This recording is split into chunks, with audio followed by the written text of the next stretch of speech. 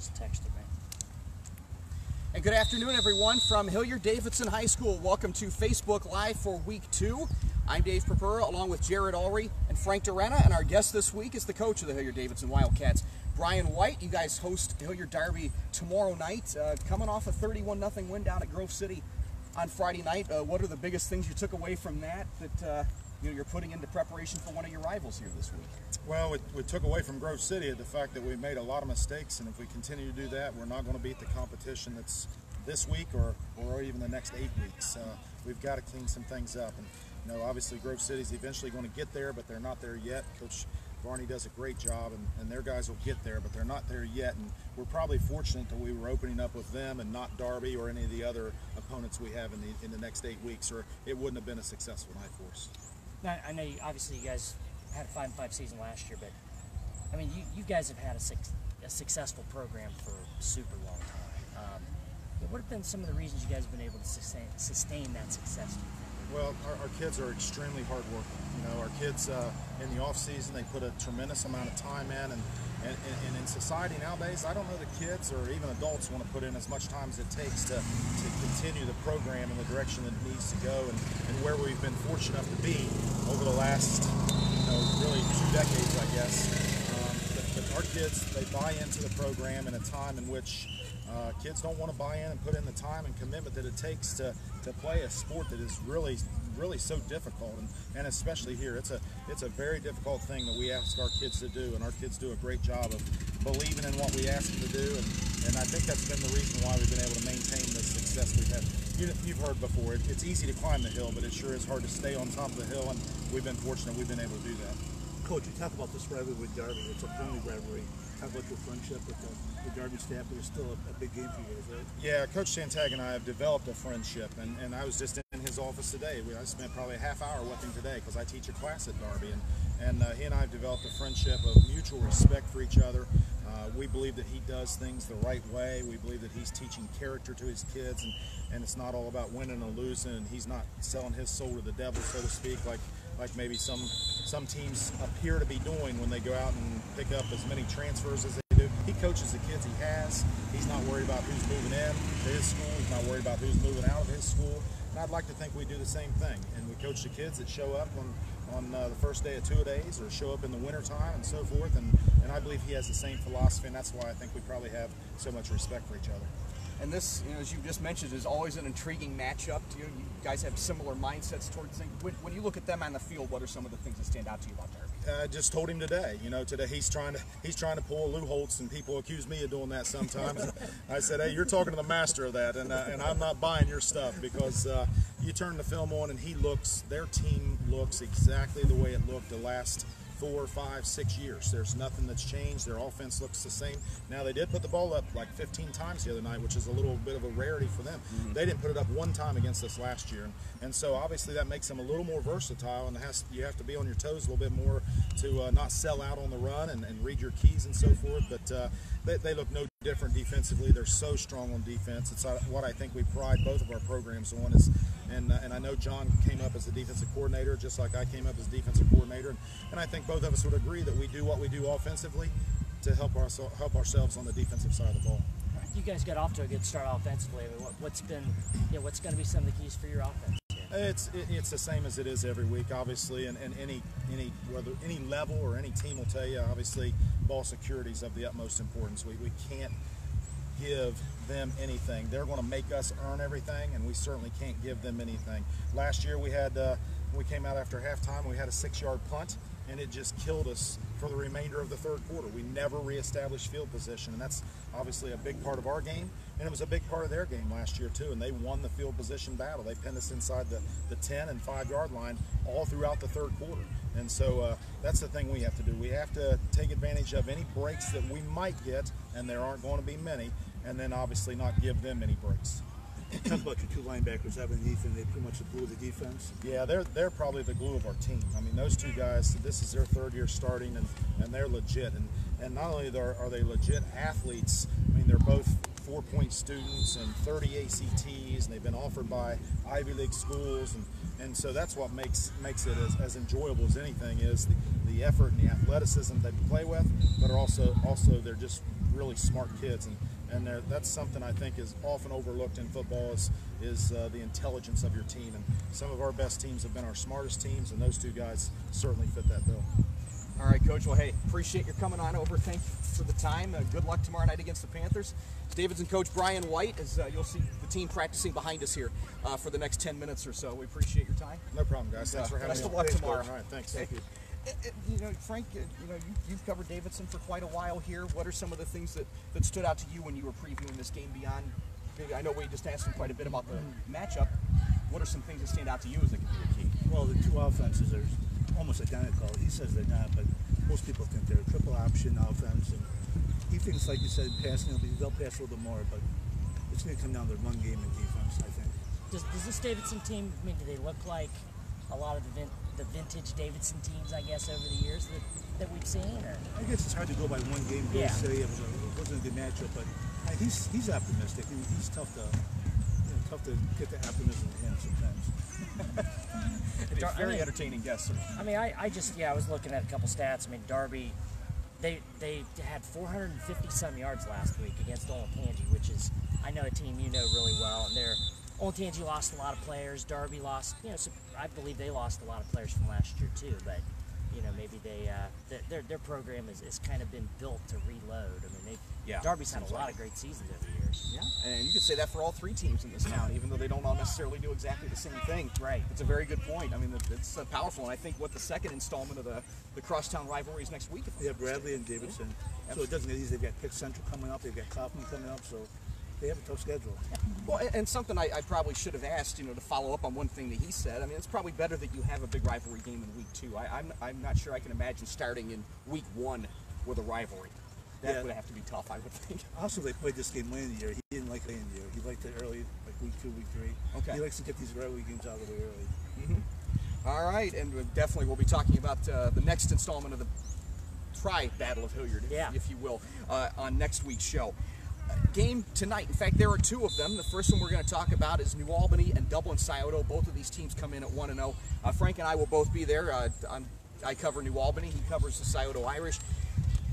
These teams have only met twice in the past decade. Both of these games were 31-7 scores. New Albany won in the playoffs in 16, and back in 07, Scioto won by the same score. New Albany coincidentally beat Westerville South 31-7 last week. Scioto cruised by St. Charles. They had about 28 points halfway through the first quarter. This Irish team, when I talked to Coach Johnson, he was saying, I mean, they were able to score pretty much any manner of score last week. What are some of the things you can tell us about the Irish? Their offense, he was really enthused about this offense this year. Quarterback Kyron Rogers, he was hurt last year, came back, played a little, but not a lot. Now he's back full strength, and with that spread offense, it should be an entertaining game tonight. I think it's great that these particular teams are going to be on a Thursday night showcase type of game. Yeah.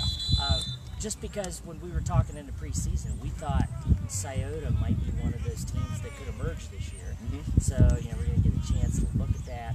And New Albany was a team that has a new coach this year. I mean, they've been great for a long time. But we're going to see how they respond to playing a really good team this week too, I think. You're right. We don't always get these kinds of blockbuster games. That's right. And granted, I guess I'm a little hesitant to say that in week 2, but these are 2 teams that are going to probably make noise in the D2 playoff picture, and in different regions to boot. Now, New Albany's in 7. Scioto is in 8, which could be intriguing later if Olentangy falls into Region 8, as a lot of people think they're going to do. New Albany, both of you guys mentioned their spread offense. New Albany has not gone away from that run-based offense. So, we'll see how it flows, and they're really excited about the defense with defensive end Will King, who is going to be heading to Akron after the season. So it's going to be an interesting contrast. Tonight at 7 o'clock, Frank and I will both have updates on our Twitter. You can follow us for updates, and we'll have a recap. Frank will be writing one after the ball game. Dublin-Jerome and Pickerington North. This is a showdown between 2 teams that you guys cover. Pickerington North beat Olentangy Liberty last week. I believe 17-0 was the final score. Dublin-Jerome piled up almost 400 yards in a big win over Watterson, 41-14. You had mentioned that Bob Gesowich is really impressed with Pickerington North's defense. He's been here 4 years. He says that might be, on film, the best defense he's seen in 4 years. They just swarmed the ball, and they've got athletes, D1 athletes everywhere. Mm-hmm. So that's his main concern tonight. Of course, he has to worry about the quarterback too, Ulrey. So yeah. I mean, Ben Johnson was very impressive last week. for Pick North defense. You know, the one thing we do have to keep in mind is Liberty did play the last 3 quarters of that game without Mitchell Oakley, and maybe we'll talk about that perhaps a little bit later. So, I mean, that did have an effect on the fact that Pickerington North was able to shut them out. And I do think Pickerington North had a very solid showing. I was at that game. I think they look solid. They have some things they need to clean up, and maybe their offense probably could be a little bit sharper, which might be kind of scary. Well, they're supposed to have their running back too. Right, they'll get Larry. Yeah, supposedly they might get Larry Martin back this week. Okay. I mean, they did. They really didn't. Like, running is kind of their secondary piece of offense. So even without him, they have lots of other guys that can kind of fill in. But Larry did rush for 600 yards last year, so you would think that could have an effect on this. Yeah, and this will be an important win for whoever picks it up in terms of playoff points. No, it's only week 2, but I think they're in different regions as well, if I'm not mistaken. I think Jerome's in 2 and North is in 3, Yeah, I want to say. Yeah, that's right. That's where that dividing line snakes through town. Davidson is in 3, and UA, which is 5 miles east of here, is in 2. Like, not gerrymandering, but it's kind of interesting how the lines went anyway. Yeah, I mean, Reynoldsburg is in Is in region 2, which they're in one region and the Pickeringtons are in the other. It's kind of interesting. And this week he plays Jerome Coffin. Next week he gets ready for Coffin. And Pick North this week, then Coffin next week. Yeah, and then Pick North gets Orange. It doesn't get easier. Absolutely. You mentioned Reynoldsburg a second ago. I got a chance to see them open against Upper Arlington last weekend to hold on for a 17-14 win. Isaiah Thomas had a pickoff with about a minute to go to seal that game. He had been burned on a 40-yard pass the play before that, so he was pretty enthused to have made that game-ending interception. Reynoldsburg will take their show to Licking Heights this week. Not that it's a long road trip anymore. They're neighboring districts. I guess they always have been, but now they're a lot closer. Reynoldsburg, I assume, has to be looking at this as another test, as is Heights. Sure. I guess one thing that's kind of interesting, I mean, you mentioned that they are very, very close in proximity. But strangely enough, they've never played each other. I did get some confirmation after our publication came out. They've never played each other, which is kind of interesting. But I mean, you also have to think about the fact that Licking Heights used to be, I mean, they were a Division IV school. Well, like New Albany, kind of the same. Yeah, they just really they grew the last 15 years, which kind of turns this into a possible game that they could actually play and maybe be competitive in. Now, this is maybe not the year you want to play Reynoldsburg, because this might be one of this is probably, very possibly, the best team Buddy White's ever had. I would buy that after what I saw last week and what I've been hearing. I mean, they're talented all over the place on the lines and the secondary. They've got college recruits all over the place. Yeah. They got a quarterback who got some experience last year, Michael Watley, and they've got, I think Mershawn Rice is going to have a really special season. I believe that with the athleticism I saw out of him. The coaches I've talked to said they might be the best test team. And Thomas Warrington, another team you're going to talk about a little bit later. Yeah. They might be. We're talking about them next. Well, and it's funny you mentioned that, though, because I think as long as they're in a division with both Pickeringtons, and granted that's not going to be much longer, I think people are probably going to regard them that way. Yeah. Because Central and North are going to draw so much attention. Central, of course, coming off a state championship. That doesn't surprise me at all to hear that people might think of Reynoldsburg that way. I mean, that's something they can feed off of, however you want to take that. And also, I mean, this is a Reynoldsburg team that was 3-7. They had, I think it was Buddy's maybe 3rd, 4th season. They had a 3-7 season, and things are like, where's this program going? I mean, wow, it's really turned the other way. It sure has, absolutely. You mentioned Thomas Worthington, and we will mention a few other games before we get out of here. They're looking to go to 2-0 as they take on Westerville North. Thomas, of course, had a lot of close calls last year, and they're hoping they can get over the hump. They beat Canal 34-21 last week.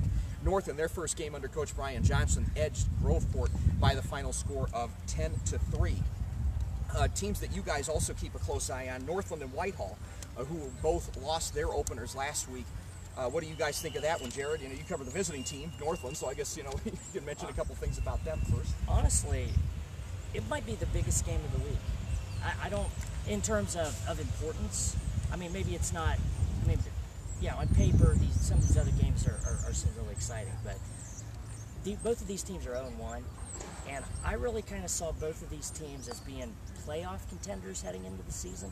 You go to 0-2, it's going to make it tougher. I mean, that's what happened to Whitehall last year. Yeah. They went 0-2, but then they still were able to turn it around and go 7-3 and make the playoffs, whereas Northland actually beat them, but then they go 7-3 and they weren't able to get enough playoff points because some of the teams in the city north are, kind of struggling, and there's just not as many points out there. So it's maybe a must-win for Northland, and it sure would help Whitehall if they won. Well, Whitehall, they lost to Westville Central last week, Division I program, 19-6, but it was a lot closer than that. They had about 4 times inside the 20-yard line, got no points out of it. And they scored a couple there. It's a different game last Friday. A lot of us picked Whitehall to win that game, but maybe we should have seen it coming. Oh, well, a couple games. Well, we maybe should have seen we're that really coming welcome because you think about Westerville Central, the fact that it is a much larger school, a lot larger pool of athletes to pull from. So probably should have thought of that. Right down the street from Whitehall is Hartley. They have a big one against Wheelersburg tomorrow night. Wheelersburg comes in here, 36 consecutive wins. Regular season. And they won the state championship in Division 5 last year. Hartley going through the grinder again after a loss to Toledo Central Catholic. Good test for them. Oh yeah. Another one. But I think about Hartley. They played Wheelersburg. I didn't write it down. I think it was like 2014, 2015, somewhere in there, in the playoffs. They're not going to be scared of them, which definitely helps them. And the fact that they played Toledo Central Catholic, I think it's very reasonable to think that Toledo Central Catholic is better than Wheelersburg. So that means that they've had this preparation, and they're going to head into this game, and they're going to be ready for a really great opponent. I mean, Wheelersburg had a quarterback who threw for 3,500 yards last year, so it'll be a really, really intriguing test. Olentangy Berlin looks to go to 2-0 as they travel down to Canal Winchester. Berlin beat Briggs last week. Or Berlin, I should say. I should have learned that. We were there only a week ago. And Canal Winchester lost up to Thomas Worthington. Among a few other games to touch on before we get out of here, Westerville South trying to come off that loss to New Albany. They take on Worthington Kilbourne, who won narrowly last week. Westerville South lost, but I understand they had more yards than New Albany, so they know they can move the ball. Yeah, 4 turnovers. 4 turnovers, and they lost one of the better players in the district. They got Jalen Gill, and it's going to take them a while to probably adapt to the new style of offense. You mentioned Mitchell earlier. Liberty plays Cleveland Glenville. Any update on him? Well, when I talked to Coach Hale on Sunday, he seemed to be fairly optimistic about the long-term prognosis of Mitchell. Now, whether they're going to have him this week or not seems kind of questionable. Maybe he's not available this week, or maybe they put him in a limited role. But I will say that the opponent they're playing is Cleveland Glenville, which is probably going to be a really solid team. I don't think they're as good as Pickerington North. So that's going to help. That's going to help Olentangy Liberty, which they did lose a lot, but they got a lot of guys back too. They got some wide receivers back from last year. Some linemen. They have several of their linemen back from last year. I think Liberty's going to be okay. And you are covering the game tonight. Groveport is playing Hamilton Township over at Fortress Obetz, which also hosted the game last week when Reedy lost to Genoa. That's right. Your thoughts on the Cruisers and the Rangers? Well, Groveport is not. They were 0-10 last year, and I think they may have been a little bit encouraged by the way, especially by the way they played defense last week. And they're going to face a Hamilton Township team that was only 4-6 last year. But I think that from talking to the Hamilton Township coaches in the preseason, they feel like they've got a better team. So yeah, I don't know. I don't really have a great feel for it, but I think it'll be a somewhat close game, I would think. All right, and that's going to wrap it up. Frank, we appreciate you coming out. I mean, your territory here at Davidson. Thanks for stopping in. Thanks for inviting me. Thanks to Coach Brian White. And for Jarrod, I'm Dave. We don't know where we'll be next week. We'll be figuring that out in the next couple of days, and we'll share that word on social media, however you get that, Facebook, Twitter, and we'll see you next week at 3:30 Thursday afternoon. So long, everybody.